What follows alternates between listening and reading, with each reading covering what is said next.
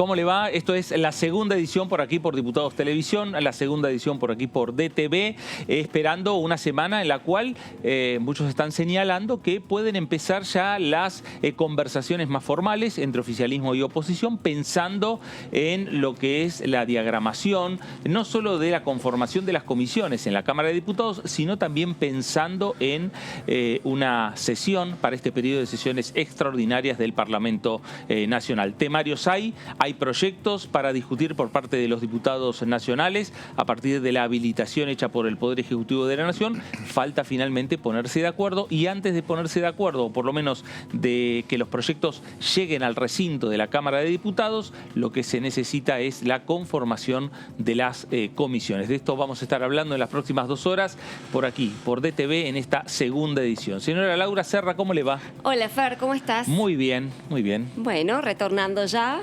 después de las vacaciones, así que, bueno, encarando una nueva etapa aquí en Diputados TV. Y viendo también a ver qué es lo que va a pasar esta semana, ¿no? Exactamente, sí, porque, bueno, hemos tenido no un receso formalmente hablando, pero sí no hubo actividad, como habíamos anticipado aquí en Diputados TV. Era muy difícil que hubiese actividad en enero.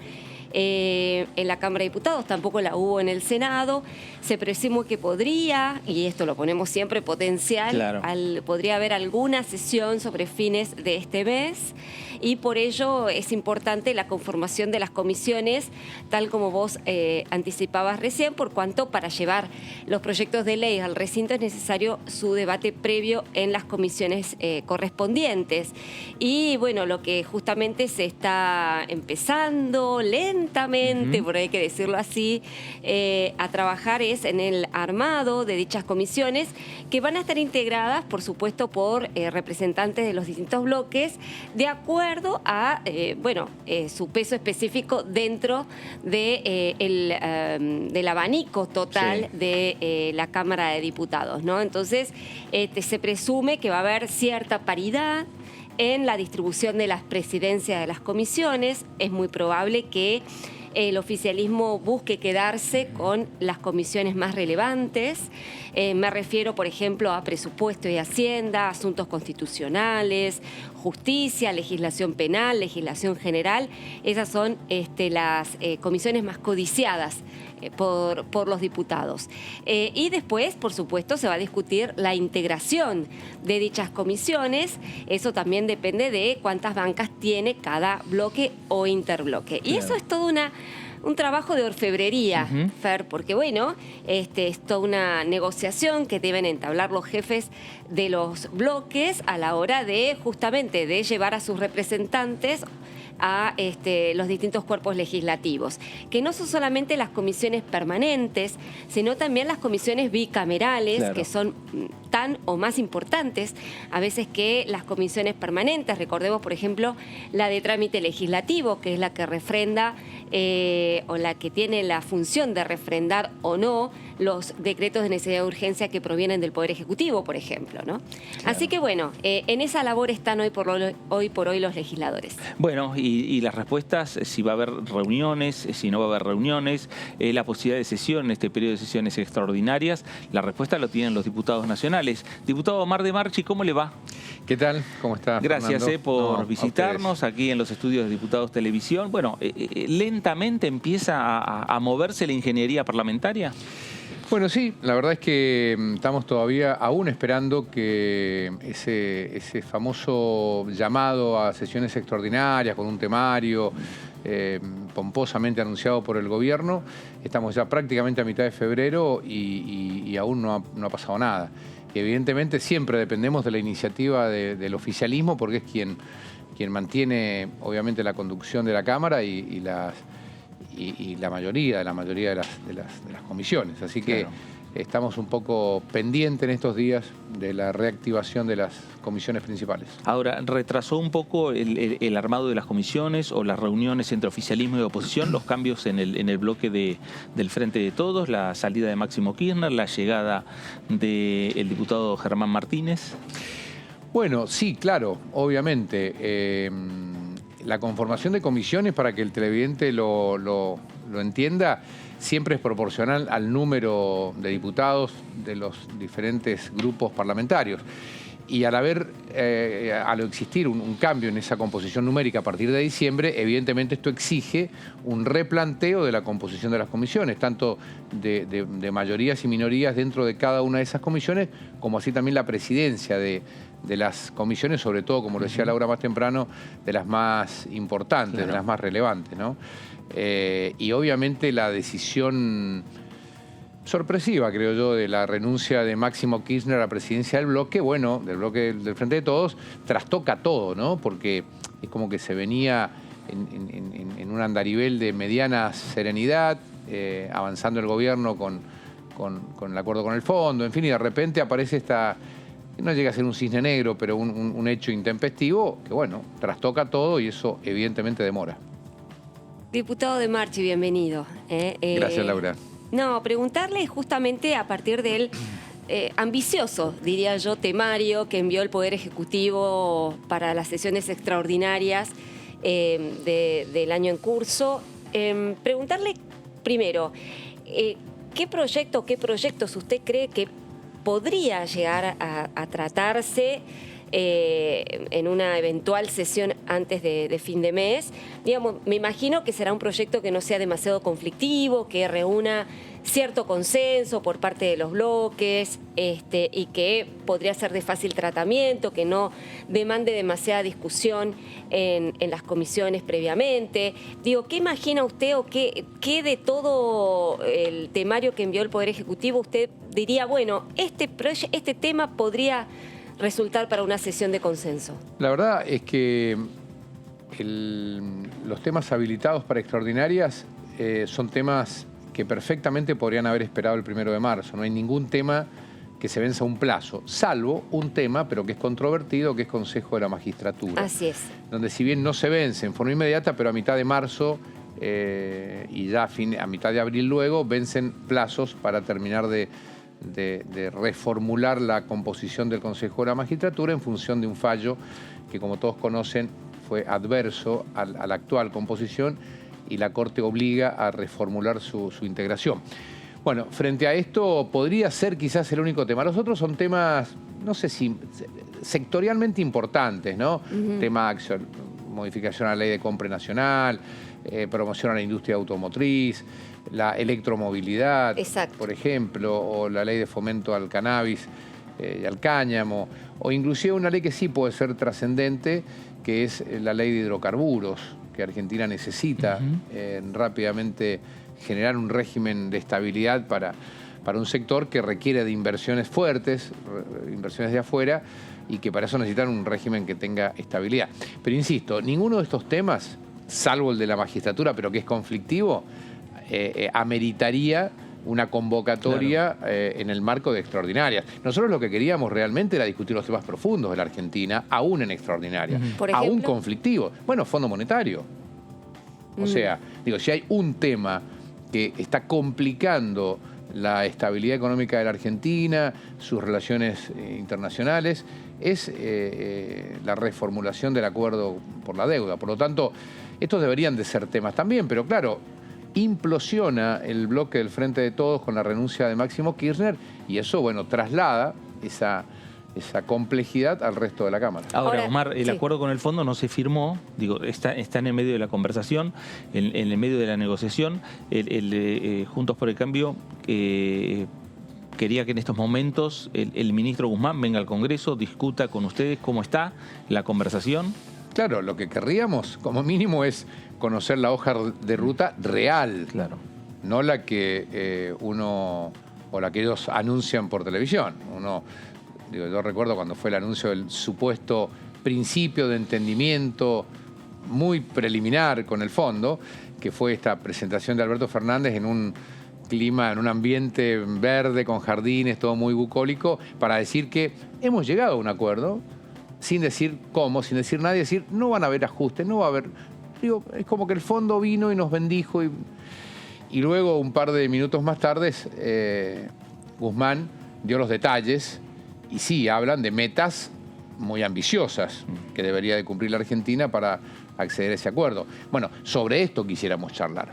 Lo que pasa de que, creo yo al menos, ¿no? En un país normal, donde oficialismo y oposición, que siempre intentan alternarse y tratan de que le vaya bien al que está para que la cosa funcione si el que está fuera luego asume el gobierno y viceversa.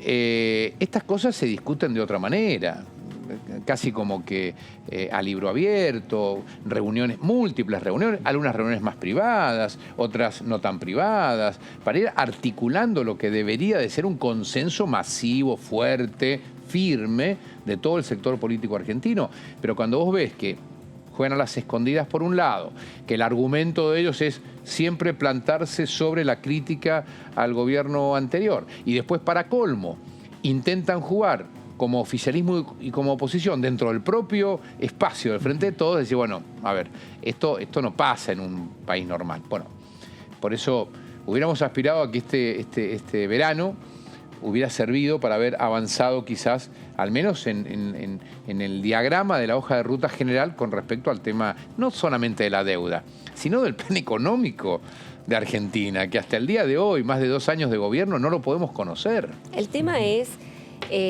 coincido obviamente con el planteo suyo, pero también hay tiempos, ¿no es cierto? Y hay plazos. A fines de marzo el gobierno argentino tiene que enfrentar un fuerte desembolso al Fondo Monetario Internacional. De lo contrario, el país se encamina hacia el precipicio del default.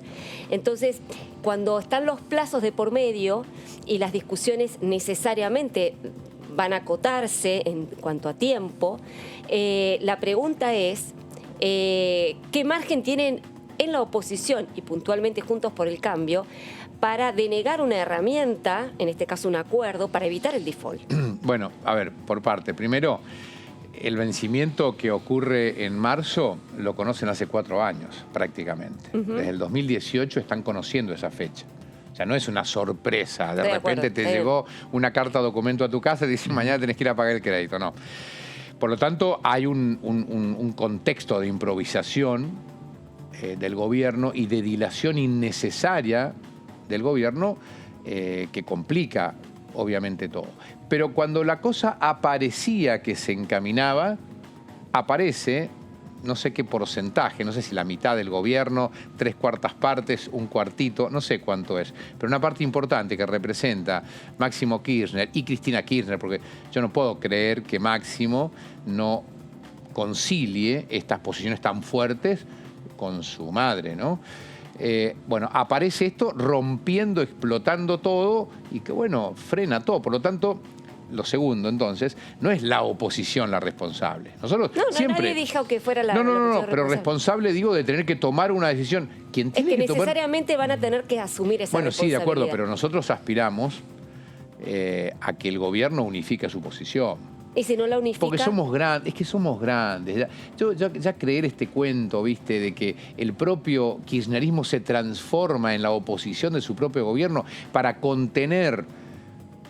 por el lado de la estabilidad, de la responsabilidad económica, de la inserción internacional madura, a partir de estas decisiones de Alberto Fernández, de querer acordar con el fondo, y por otro lado, querer contener con un hipócrita populismo a los sectores con un discurso diciéndole, no, con el fondo no hay que acordar porque el imperialismo, porque los capitales, no sé qué. No, a ver, pónganse de acuerdo, muchachos, traigan una posición unificada, y a partir de allí también veremos qué hacemos nosotros. Esta es una posición que no la hemos conciliado, también debo decirlo, dentro de nuestro espacio. Lo vamos a hacer seguramente. Han habido ya algunas expresiones de algunos sectores del radicalismo, de la coalición cívica, expresando su posición de que hay que acompañar al fondo. Bueno, yo en lo personal digo... pónganse de acuerdo, unifiquen personería, diríamos en derecho, vengan, díganos qué quieren hacer y a partir de ahí vamos a resolver nosotros como grupo político opositor qué hacer. Pero si ellos no se ponen de acuerdo, a mí en lo personal no me gusta esto de ser una especie de vagón de cola, de actor secundario de esta novela en donde los protagonistas siempre son ellos mismos, por oficialismo y por oposición. Ahora, parecería en Juntos por el Cambio que tienen diferentes posturas, o por lo menos en principio diferentes interpretaciones respecto a qué seguir de aquí en adelante haciendo aquí en la Cámara de Diputados. Por un lado el radicalismo, que se reunió la semana pasada, por otro lado en la coalición cívica, con algunas expresiones de Elisa Carrió. El PRO va a tener ya o empieza ya a diagramar una reunión de bloque para digamos, sentar posturas sobre este tema, o también internamente en el bloque del PRO hay diferencias. No, en realidad creo que un poco lo que yo planteé recién es lo que sentimos, lo que no significa que sea finalmente la posición efectiva que tomemos al momento de tener que levantar o no levantar una mano. Todos tenemos la responsabilidad profunda de decir Argentina no puede caer en default. Porque cuando Argentina cae en default, lo que hacen es romperse las condiciones para que haya inversiones en el país y en consecuencia haya más empleo. O sea, quienes siempre terminan pagando el pato de estas inconsistencias del gobierno son los sectores más desprotegidos, ¿no? Entonces, nosotros tenemos en consenso generalizado de acompañar un acuerdo de Argentina con el fondo y poder resolver el tema de la deuda. Ahora, si dentro de quien tiene la responsabilidad primaria, que es el propio gobierno, advertimos que no existe ese acompañamiento, bueno, eso es lo que también nos genera un poco lo que yo planteaba recién. Claro. O sea, basta de hipocresía, muchachos. Pónganse de acuerdo, digan a dónde quieren llevar este país. Muéstrennos por lo pronto, no quiero dejarlo pasar, el plan económico que quieran. Claro. Es más, adelanto un tema que no tiene que ver con el tema del fondo. Olvidémonos del fondo. Si mañana el fondo apareciera en la Argentina y dijera, muchachos, la verdad que olvidémonos de la deuda, son buena gente, se las perdonamos, no nos deben nada. Argentina es inconsistente igual a partir del día siguiente, porque este país gasta más de lo que tiene, básico, elemental, sencillo. Y no se trata de ajustar, como a algunos sectores populistas les encanta plantear, ajuste versus progreso. No. Ajuste no, es dejar de despilfarrar el dinero de los impuestos de los argentinos. Hay un enorme bolsones de despilfarro en partidas que parten a provincias feudales, en donde el dinero termina cayendo a agujeros negros que nadie sabe qué pasa. Bueno, hagamos un análisis concreto de los gastos de la Argentina para empezar a trabajar en torno a equilibrar los números del país, ¿no? Bueno, eso justamente es el plan económico, lo que digamos, la oposición le viene reclamando al gobierno desde el día 1, ¿no? Y no solamente la oposición, sino también el fondo. Y es, bueno, de alguna manera creo que es digamos, el secreto más guardado del gobierno, porque no se conoce a ciencia cierta para qué rumbo quieren ir, por lo menos ese es el planteo de la oposición. Ahora, la pregunta es, si viniese Guzmán con, digamos, no el acuerdo en cuanto a sus detalles, es decir, no te explicita digamos, los niveles de inflación a los cuales debería ir tendiendo la Argentina para ir cumpliendo con las exigencias y las metas del fondo. Lo mismo, por ejemplo, con el tema de las tarifas, subsidios, etcétera. Es decir, si solamente viniese lo que ya anunció Guzmán públicamente, es decir, todo lo que tiene que ver con la reducción del déficit hasta atender al déficit cero en 2025 y, bueno, la reducción de la emisión monetaria, que es lo que, bueno, ha dado a conocer el ministro cuando anunció el entendimiento. Si fuera solamente esas premisas generales, ¿a ustedes lo votarían igualmente? ¿No lo votarían?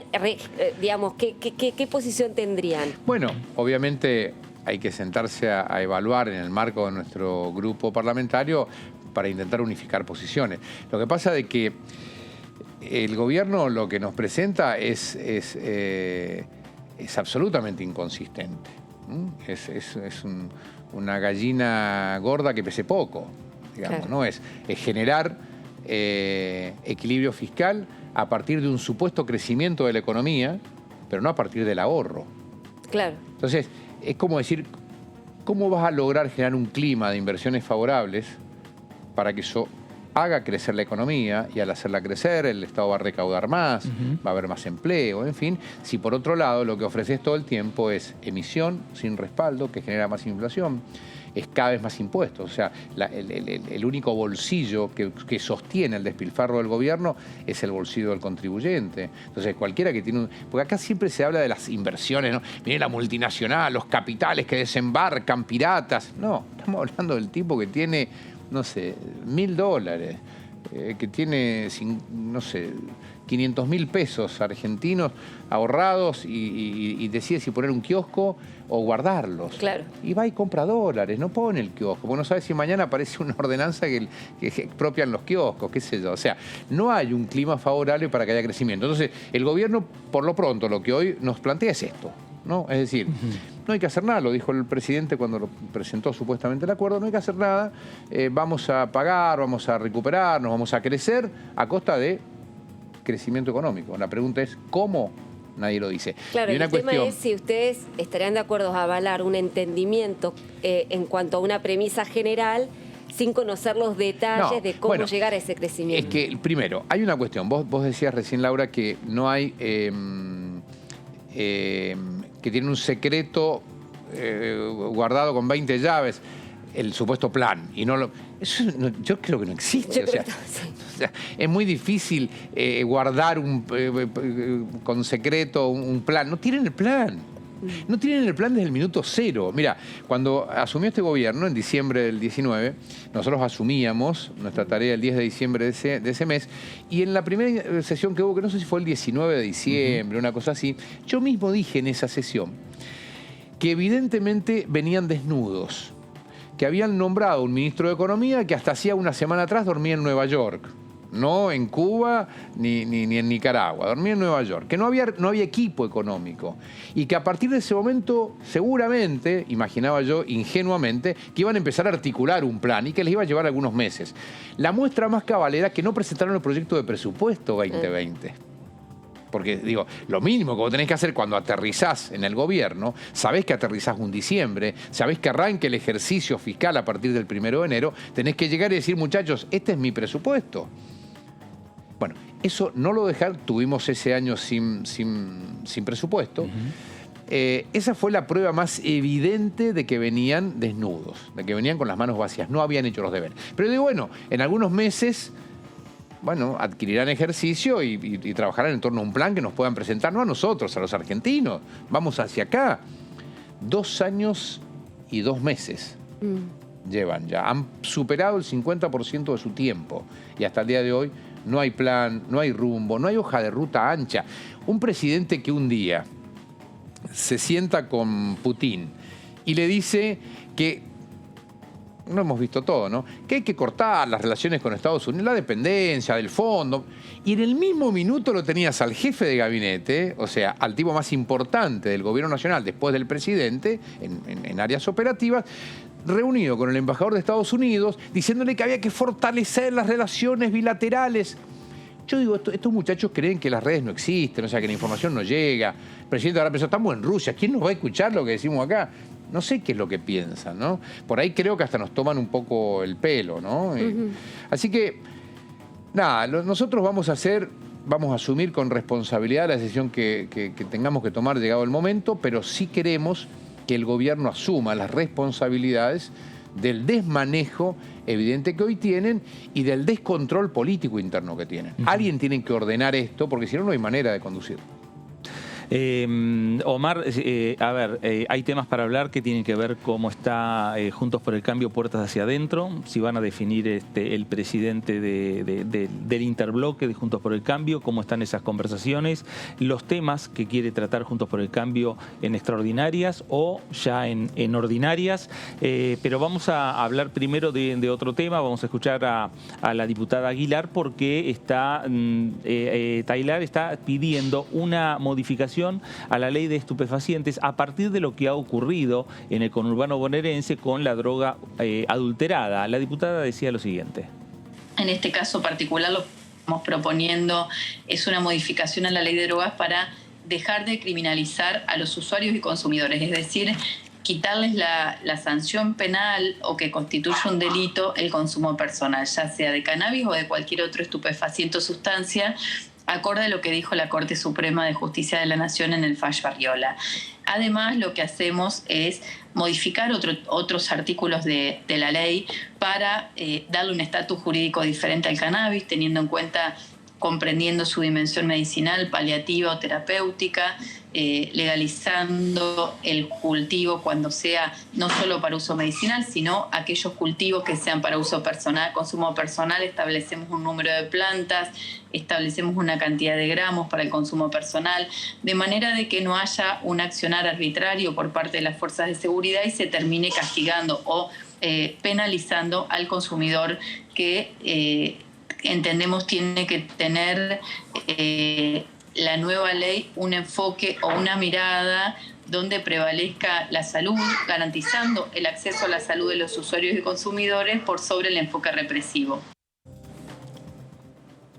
Bueno, ahí estaba la diputada Carolina Gayliar, diputada del Frente de Todos por la provincia de Entre Ríos. Continuamos la charla con el diputado Omar de Marchip, diputado nacional del PRO por la provincia de Mendoza, vicepresidente de la Cámara de Diputados. Se incorpora Mauricio Cantando. Mauricio, adelante. ¿Qué tal? ¿Cómo le va? ¿Qué tal, diputado? ¿Cómo le va? ¿Qué tal, Mauricio? Lo escuchaba por segunda vez en poco tiempo decir tiene que haber un acuerdo político para bajar el gasto. Y de alguna manera el acuerdo con el FMI medio que lo está pidiendo. Y hablan de bajar 0,8% del gasto con respecto al PBI, con respecto al propio presupuesto de Guzmán. Es mucha guita y en poco tiempo, porque el presupuesto se debatió hace muy poco. Le pregunto, ¿dónde lo bajaría usted? ¿Tiene razón el FMI que dice hay que bajar los subsidios, que no tienen sentido, que se comen 3 puntos del PBI?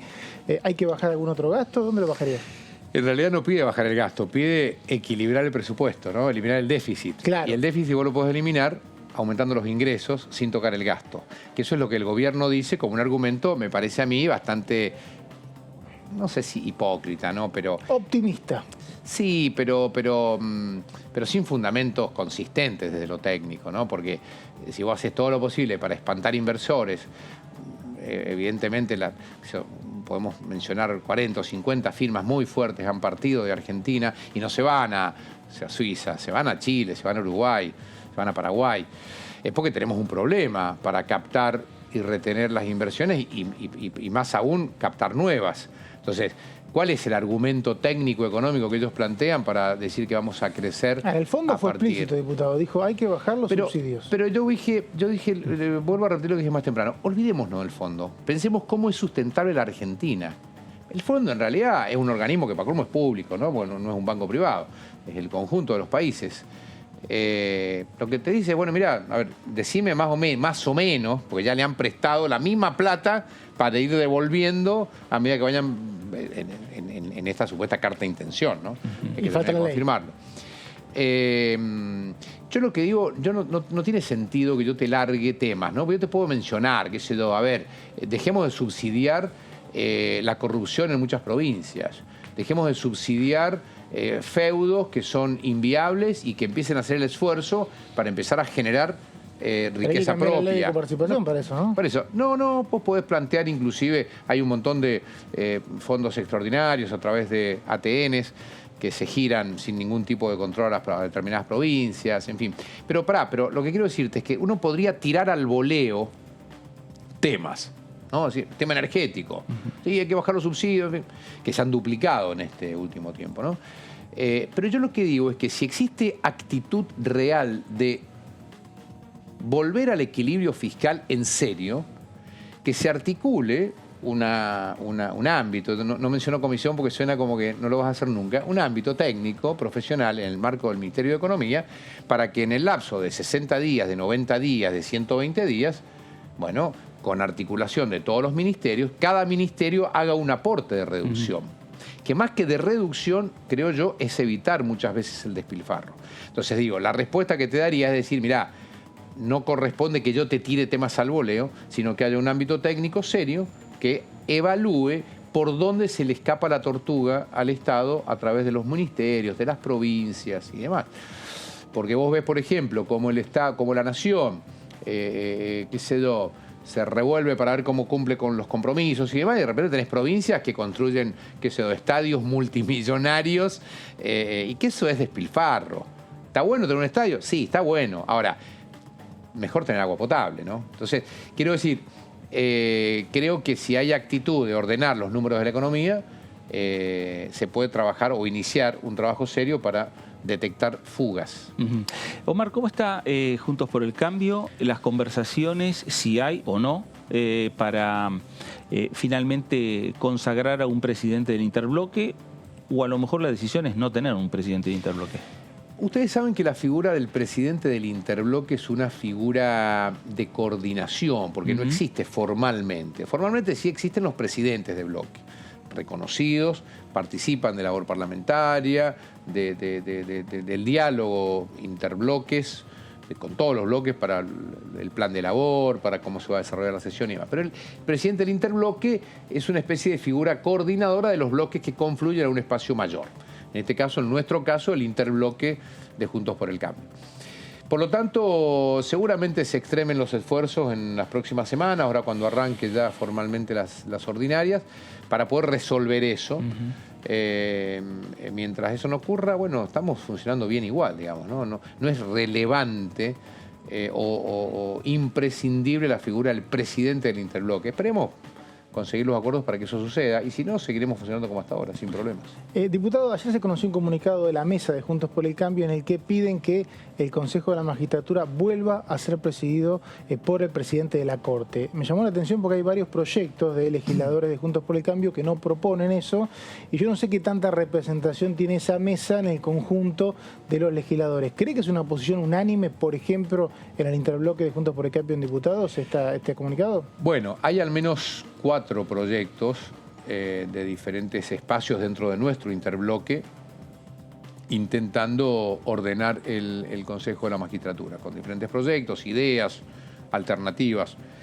Este documento al cual vos haces referencia fue el producto de una conversación entre la Mesa Nacional del Interbloque para tratar de confluir en ese proyecto único. Sí, creo que hay consenso mayoritario. De todos modos, tampoco quiero avanzar demasiado. Mañana, como ustedes también lo saben, porque lo han publicado algunos medios, vamos a tener una reunión dentro de nuestro bloque para, bueno, en este caso Pablo Tonelli, que es consejero de la magistratura y diputado nuestro, ha venido trabajando mucho en torno a este tema, bueno, poder explayarse un poco más y poder unificar posiciones también entre ¿El bloque todos. pro o el interbloque? El bloque pro.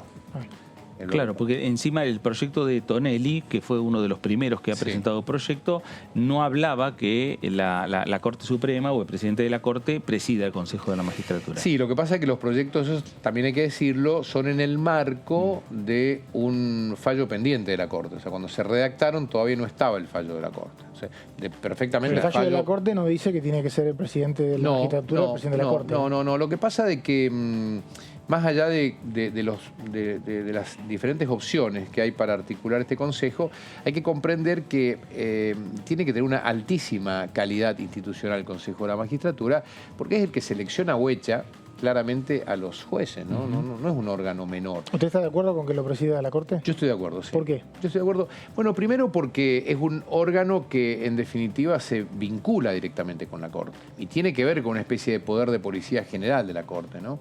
Por lo tanto, en principio estoy de acuerdo. Pero aparte estoy de acuerdo para que no se politice ni se manipule. Porque suele ser, y esto no quiero ser ofensivo desde lo institucional, pero el kirchnerismo tuvo siempre acciones permanentes de manipulación, no solamente hacia el Consejo de la Magistratura, sino hacia la justicia en general, ¿no? El proyecto de transformación o de modificación del poder de los juzgados federales con competencia en lo penal, por ejemplo, ¿no? Intentar cambiar las reglas para nombrar al procurador, en fin, siempre apuntando a ver cómo se mete en la manipulación directa de la justicia. Por eso hay que, si la presidencia del Consejo estuviera en manos de la Corte, bueno, por lo pronto no está en manos de un poder político que responda. El tema es que eso le daría poder para administrar los fondos de la justicia. Un poco la polémica se abre ahí, ¿no? Sí, pero... Y un poder permanente. Pero el tema de los fondos de la justicia es un tema absolutamente menor, no voy a decir irrelevante, pero absolutamente menor en términos de lograr una justicia independiente. ¿Cómo hacemos para que los jueces puedan juzgar, puedan fallar con independencia, sin estar presionados, que no estén pendientes de que si fallan en un sentido o en otro, tienen un consejo de la magistratura que funciona más como comisario político muchas veces que como órgano transparente para sancionar conductas desviadas de los jueces o para nombrar los jueces. En fin, por eso yo creo en primera instancia de que si lo preside la Corte, creo que por lo pronto en esta etapa le daría un halo de independencia por lo pronto. Ahora, ¿se va a avanzar, por lo menos desde la oposición o desde Juntos por el Cambio, en otros temas que tengan que ver con modificaciones en algunos aspectos de la justicia? Hay muchos cuestionamientos hacia el Poder Judicial. Está el tema del procurador, que es un tema que todavía no está sin resolverse, más allá de la intención del Frente de Todos con el proyecto que habían aprobado en el Senado y que ya perdió casi el estado parlamentario, pero ¿van a avanzar con algún otro tema? Lo que pasa es que si los proyectos para reformar la justicia tuvieran que ver con modificar los plazos o las audiencias de la justicia civil, por ejemplo, o de la justicia de familia, que debe ser la justicia más lenta de la Argentina, o de la justicia laboral, que genera un montón de conflictos, en fin. Bueno, eso uno imagina entonces que tiene que ver con agilizar los procesos de la justicia que le llega a la gente. Ahora, cuando todo lo que tiene que ver con la reforma de la justicia se emparenta con la justicia federal y con el fuero penal, bueno, lo que estás intentando es meter la mano en el fuero que maneja corrupción y narcotráfico, que son los dos canales más importantes de los cuales se nutre la justicia federal penal. Entonces, no tiene que ver con la transformación de la justicia la expectativa del gobierno, sino con meterse por la ventana para manipular la justicia. Lo mismo el procurador de la Corte, no quiero ser reiterativo, pero hay normas establecidas que viene funcionando muy bien desde hace muchísimo tiempo. Lo que al gobierno le cuesta es generar los consensos para articular las mayorías que la ley actual exige, que son las 2/3 partes de los senadores para dar el acuerdo. Ahora, la ley deja este vacío de que si no se consigue la mayoría quede un interino de por vida. ¿No le parece una irregularidad? Yo lo veo desde el lado positivo, que es decir, generemos consenso, porque quien maneja a los fiscales, quien tiene la conducción integral de los fiscales en la Argentina, es esa persona. Es el que dice, fortalecemos esta fiscalía, debilitamos esta, investigamos esa causa la dejamos de costado. ¿Le parece bien Cuando que vos sea la tenés vitalicio? claramente politizada, pero aparte quiero hacer una pregunta. Hubo una especie de candidato a la procuración que yo no estaba de acuerdo en lo personal, pero siempre me avengo a la mayoría de nuestro espacio, que era Rafecas. ¿Por qué no avanzan con Rafecas, por ejemplo? Que quizás obtendría la mayoría. Y era el candidato al presidente, esto no lo digo yo, esto lo dice toda la crónica de los momentos en los cuales el propio... Bueno, envió el pliego el presidente. Claro, está el decreto. Bueno, ¿no? envió el pliego, tenés razón. O sea, más evidente que eso no hay. ¿Y quién se mete detrás? Para decir, no. Corramos a ese señor que no me sirve, no me conviene, quiero que sea X, digamos, ¿no? No dan el nombre, pero evidentemente alguien muy cercano a ellos. Bueno, pero no te dan los números, cambiemos la ley. O sea, no se construye en los países serios de esta manera. Si hay que cambiar, en todo caso, las mayorías o minorías para elegir, hagámoslo en un momento de serenidad, donde haya un procurador ya nombrado. Es más, pero si es vitalicio, no hay mayoría ni minoría. Pero hay renuncias, es un cargo dinámico. De hecho, hemos tenido un montón de procuradores en los últimos años. O sea, porque se han ido en malos términos. Bueno, en malos, en buenos, como sea. ¿A usted le parece bien que sea vitalicio? Bueno, lo que pasa es que esa es una viejísima discusión en el derecho, porque tiene que ver también con el cargo vitalicio de los jueces en general, ¿no? Es muy jodido cuando vos estás sujeto a la presión política de obtener las mayorías para permanecer o para irte. Entonces, me parece que el atributo de lo vitalicio en el caso del procurador, en este caso puntual y en este país puntual, me parece que se justifica. Ahora, donde no hay señales es conocer o por lo menos tener algún indicio quién puede reemplazar a la jueza Hayton de Nolasco en la Corte Suprema. Bueno, volvemos a la misma cuestión, ¿no? Si estuviéramos en presencia de un gobierno que abre la discusión, que intenta al menos generar mínimos consensos, se conseguirían los consensos. ¿Cómo no se van a conseguir? Si hay no voy a decir una lista interminable, pero yo te puedo asegurar que tienen que haber, qué sé yo, 15, 20, 30 juristas de grado, de nota, importantes, para ocupar esas posiciones. Ahora, cuando vos querés meter un militante político en ese lugar, y bueno, sí, claro, ahí por supuesto que cuesta conseguir las mayorías. Omar, ¿qué temas quiere que trabaje el Congreso de la Nación en lo personal, en lo que tiene que ver con la política de bloque, más allá de lo que nos estuvo señalando, que su intención o intención de Juntos por el Cambio era avanzar en el tema de la deuda? Bueno, yo primero lo que quisiera, y no quiero pecar de ser ultra reiterativo, quiero que el país tenga un plan, ya no solamente económico, un plan de país. Cómo jugamos internacionalmente, quiénes son nuestros amigos, quiénes no, con cuáles de los bloques jugamos. Y obviamente bajando un poco económicamente hacia dónde vamos, cuáles son las metas, cuáles son los objetivos, lo que haría cualquiera en cualquier emprendimiento, marcar rumbos desde lo institucional, queremos mayor calidad institucional o no, queremos ficha limpia, queremos boleta única, en fin, hoja de ruta hacia dónde vamos. Porque eso es lo que en definitiva termina de marcar también la agenda parlamentaria. Yo lo que quiero es una agenda parlamentaria de los temas importantes, de los temas que tengan que ver con modificarle para bien la vida de la sociedad. Porque si vamos a legislar, no voy a decir tonteras, pero temas que no son irrelevantes, sancionando los días de y todo este montón de cosas que pueden ser importantes para algún sector, pero que no le cambian la vida a nadie, la verdad es que no me siento conforme.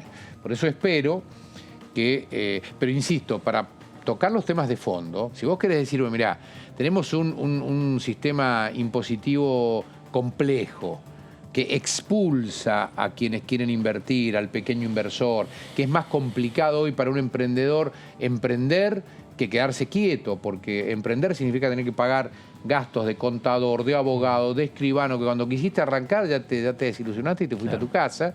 Bueno, esas son las cosas que hay que modificar, hay que trabajar sobre las leyes laborales, leyes impositivas, sistema previsional. El sistema previsional es gravísimo lo que le pasa a la Argentina. 65-70% del total del gasto lo explica el sistema previsional. ¿Y ahí usted qué haría? Porque justamente hay que ajustar. O el gasto debe reducirse donde está en demasía, digamos, porque es donde más se puede vislumbrar por lo menos baches grandes en volúmenes de dinero, ¿no? O sea, el presidente hablaba de ciencia y tecnología y es un monto chico. Ahora, usted bien dijo, el gasto en servicio social es altísimo. ¿Hay para reducir algo ahí? Bueno, lo que hay que hacer primero, voy a decir algo que puede ser políticamente incorrecto. Políticamente no correcto. Sí, acá lo dejamos. Aparte es el vicepresidente de la Cámara, no podemos decir nada. Cuando existían las AFJP, por ejemplo, votadas por el peronismo, ¿no? Y votadas a dos manos por lo que hoy es el kirchnerismo. Los mismos diputados que generaron o partidos que generaron todo este esquema de transformación económica de los 90 son los mismos que luego votaron exactamente al revés en los años 2000. Esto lo digo de antemano, ¿no? Dicho esto, entonces, en los países más serios, más estables, los sistemas de capitalización de jubilaciones funcionan porque es una manera transparente. ¿Privados funcionan? Sí, claro. El problema surge muchas veces con las comisiones que cobran, los fondos que administran. En Chile creo que hubo varios problemas, ¿no? Perfecto. Bueno, lo que tenés que hacer es corregir esas comisiones, corregir esas pero la razón de ser del sistema. ¿Cómo? La razón de ser del sistema. La razón de ser del sistema lo que te hace es otorgarle, por lo pronto, transparencia a los aportes que vos, yo, cualquiera hacemos. Vos sabías, en aquel momento, que vos habías aportado 4 pesos con 20. Y lo tenías en una cuentita. La segunda columna eran las inversiones que ese dinero había generado, cuánto habías obtenido, cuánta ganancia habías obtenido. ¿Usted volvería a ese sistema? Yo no sé si volvería a ese sistema, pero lo que sí es cierto es que hay que encontrar el camino para que por lo pronto sea transparente el sistema previsional. No es que no alcanza la jubilación, ese ¿Cómo? es el problema. El problema que uno ve es que no alcanza la jubilación y se complementa con fondos del Tesoro. Bueno, entonces lo que vos tenés, a eso quería llegar. Por eso quizás yo no soy un técnico y sería desagradable que yo me ponga a opinar técnicamente como si fuera un sabiondo. Simplemente intuyo que el aporte que tiene que hacer el Tesoro de impuestos para sostener el sistema previsional debería ser transparente. Esto significa decir, el aporte real que existe en el fondo previsional, que aportaron los activos de hoy, son 4 pesos con 20. Tenemos que pagar 7 pesos con 80. Bueno, esa diferencia la va a aportar el Tesoro. Entonces, vos empezás a tener parámetros, empezás a tener transparencia en la disciplina fiscal. Porque fíjate, ¿sabés qué es lo que hizo el gobierno? En su otra versión, año 2008 creo que fue, Sí. metieron la mano y se llevaron 100.000 millones de pesos. 100.000 millones de pesos líquidos En la que estatización tenía de la la SAFJP en ese momento. A un dólar de 3 pesos en ese momento. O sea, se llevaron 33.000 millones de dólares líquidos, efectivos. Y empezaron a hacer política con eso. Y lo tiraban a tasa cero a la provincia de Buenos Aires, a Scioli, para que hiciera autopistas que después no se hacían. Favores políticos en todas las provincias, plata dulce, ¿no? Entonces, bueno, eso es lo que no debe suceder. Por eso digo, no sé cuál es el esquema mejor, no soy un técnico, lo vuelvo a decir, pero hay que ordenarlo. Claro, Es buena propuesta. Cuentas individuales lo tomo como propuesta de Marchi. No, pero además que el tema jubilaciones me parece que es un tema que atañe a los diferentes partidos políticos, porque Mauricio Macri puso el ojo también en el tema de reformar jubilaciones. Llegó Alberto Fernández, reformar la jubilación. O sea que hay algo que se tiene que poner de acuerdo. Sí, pero ha habido también, algo. yo no soy de los que, no creo que haya, pero Alberto, pero digo, convengamos también que el actual presidente, una semana antes de asumir, dijo en televisión, a partir del minuto 0 le aumento el 20% a los jubilados. A ver, dejemos de joder con eso y dejemos de hacer ya no política barata, sino hipocresía extrema, porque está jugando con un sector que lo tenemos todos en nuestras casas. En todas las casas hay un jubilado, una jubilada, digo, los padres, los tíos. Entonces, hay una altísima cuota de cinismo cuando vos metés el cuchillo por ese lado, ¿no? Entonces, digo, esto de una vez por todas hay que ordenarlo. Tiene que haber un proceso transparente. Lo ideal sería entrar también en una economía estable, sin inflación. ¿Subir la edad es muy loco? Si subió la de promedio de vida, ¿por qué no podemos subir la edad? ¿Por qué tienen tantos problemas? Bueno, pero es que lo que hay que hacer es sentarse, poner el tema arriba de la mesa con expertos, ver qué es lo que pasa en el resto del mundo y tratar de copiar los buenos ejemplos. Si no, no hace falta que inventemos nada raro. Con que miremos cómo funciona el sistema previsional en los países que funciona, bueno, podemos tener muy buenos ejemplos. Hay muchos países que están aumentando la edad, porque aparte es verdad que no es lo mismo hoy una persona de 65 años o de 60 que hace 40 o 50 años atrás. Totalmente. Entonces, bueno, creo que es un tema que también hay que ponerlo arriba de la mesa. No digo que haya que hacer lo que no, porque tampoco podemos pasarnos de picudos, ¿viste? Hay que hacer esto. No, que lo hagan los expertos, pero hay que tener la actitud de reconocer que el principal problema fiscal que tiene la Argentina es el fondo de jubilaciones y de subsidios. Porque también está lo otro, ¿no? Demagogia con el mismo tema, ¿no? 1 año de aporte por hijo que tuviste. No nos engañemos más si la plata no está. No existe esa plata. Entonces no sigamos repartiendo lo que no tenemos. Este festival de subsidios también en materia de planes de empleo, planes entre comillas de trabajo, que no son de trabajo, hay que también revisarlo. ¿Cómo se sale de eso? Se sale con actitud y se sale también diciendo la verdad. Porque yo creo, yo he sido intendente varios años en Luján de Cuyo y he estado y estoy muy cerca de la gente, de la municipalidad. Ustedes saben que es el primer mostrador del Estado, ¿no? Y yo no creo en ese argumento. Pueden haber sectores, por supuesto. Yo en general no creo ese argumento que la gente quiere vivir sin trabajar, le encanta que le tienen un plan por la cabeza y se queda tomando cerveza en la casa. No fue su experiencia. Yo creo que las personas en general queremos dignidad. No hay nada más sagrado que levantarse una mañana y saber que alguien te está esperando.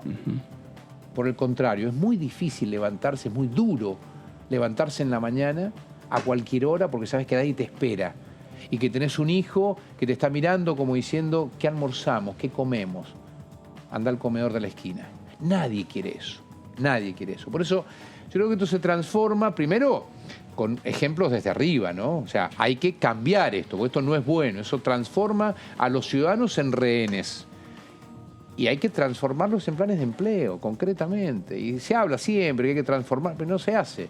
Claro. Y transformarlo en planes de empleo significa de repente, cruzando bases de datos, de ANSES, de domicilios y demás, asignarlo a las comisarías del barrio, al hospital del barrio, a los centros de salud, no a los municipios. Porque cuando lo asignaste al municipio, tenés el jefe político que es el intendente, que de repente, bueno, no vengas a laburar mañana. No, tiene que transferirse a las escuelas para que hagan tareas de celadores o celadoras, a las comisarías, a los hospitales, a todas las actividades públicas que existen, inclusive a las propias organizaciones intermedias, a los clubes de barrio, asignarle 2 o 3 personas para que cumplan 6 u 8 horas de trabajo por día. Y aparte me estoy extendiendo, pero redondeo con esto, aparte vas a descubrir también de que tenés mucha gente que no va a poder tener una carga horaria porque tiene otro trabajo. Y lo tiene el negro, porque si lo blanquea le quitan el subsidio. Entonces, digamos, el tema es complejo, no es sencillo. Pero lo que yo no advierto por parte del gobierno actualmente es la actitud de querer cambiar eso. Bueno, hay que empezar a tenerla. Claro, y empezar a la discusión, digamos, política también en el sentido de buscar esas soluciones. Por supuesto. Oficialismo, oposición, buscar el ámbito, que es el Congreso, y ahí empezar a conversar. Intercambio, hablar, hacen falta acuerdos. Vos lo decías, Mauricio, al comienzo, digo, me lo he escuchado decir últimamente, pero digo, no hay ninguna chance. Argentina es un enfermo terminal. Argentina es un enfermo grave. Argentina no se resuelve con una aspirina por día. Argentina necesita operar, necesita tratamientos complicados, necesita quimioterapia, necesita procesos difíciles, pero sabiendo que al final de ese proceso difícil viene el bienestar, viene la salud. Bueno, no, nosotros creemos que con magia, viste, te aumento 20% de los jubilados, te voy a llenar la heladera, Argentina de pie. No, eso no existe más. Hay que ponernos el mameluco y ver en serio cómo se trabaja, poner un plan arriba de la mesa, por más duro que sea, y allí entonces oficialismo y oposición, a través de acuerdos responsables, serios, maduros, nos podamos poner de acuerdo sobre cuáles son las 4 o 5 transformaciones profundas que Argentina necesita. Bueno, una charla interesante. Omar, ¿se van a reunir con el oficialismo por las comisiones ya? Hay algunos principios de bosquejos de reuniones para esta semana, esperemos que se concreten. Esperemos que no renuncie más nadie en el oficialismo. Omar de Marchi, gracias. Gracias a ustedes. El diputado Omar de Marchi, diputado del PRO por la provincia de Mendoza, vicepresidente de la Cámara de Diputados de la Nación, y esta larga charla con Diputados Televisión. Pausa en esta segunda edición por aquí por DTV.